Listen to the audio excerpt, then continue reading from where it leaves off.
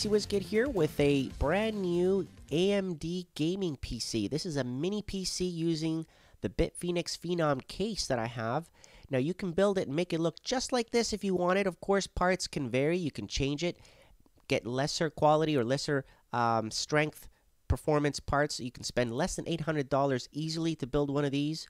Of course, these are the parts that were sent to me. They're high-end. I'm going to be overclocking the system big time, so that's why I need the parts that you see right here.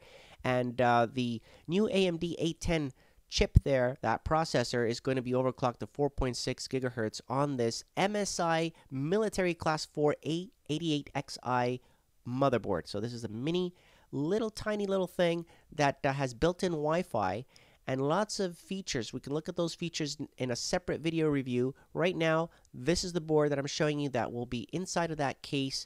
Has, of course, the AMD Gamer Series. It's like a Black Edition memory, 16 gigs of that. You don't need that much, then just get 8 gigs. Save yourself a couple bucks.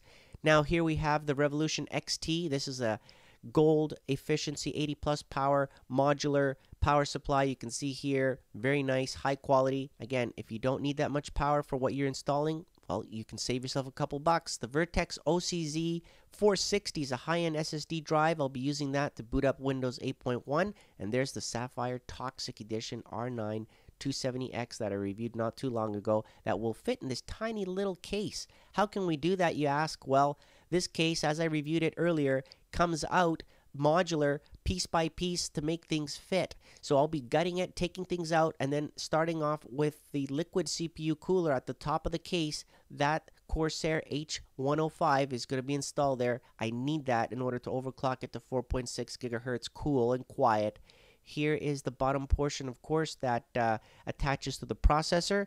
And that 7850 is indeed going to be cool and quiet. Part 2 will show you the benchmarks. Here it is, basically without the graphic card or hard drive, and gives you an idea, a look at the cable management that I did as well. Because of that power supply, you can see how neat and tidy things can be, right? Of course, if you don't buy a modular power supply, it's going to be really messy in there.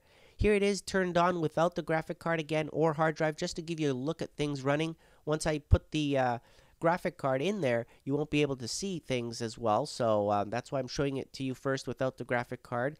Then again, this processor has a built-in R7 GPU in there, just so you know. So I don't even need a graphic card, to be honest. Save yourself a couple $100 right there if you wanted. But in this case, I get higher performance, so I'm slapping in there that Sapphire R9 270X there. And I've reviewed this separately, actually, on another machine. If you want to see the reviews that I did on this graphic card, you can click on the link below. But I will be benchmarking this beauty in this machine, giving you the full benchmarks on it in part 2. Okay, so stay tuned for that. And there it is. Now, what I'm going to be doing additional to this before we end this video is adding some lighting, some additional lighting in here. So BitPhoenix has provided me these LED strips that are adhesive underneath that you can stick anywhere inside of the case. Has the Molex power connector, and I connected that and stuck it at the top of the case. As you can see right there, it looks very nice. Gives it a nice glow, highlights all your stuff inside of the case. There you have the Sapphire. Look at that beauty purring along there, and it looks very, very nice. I gotta admit, this case was a perfect fit for everything.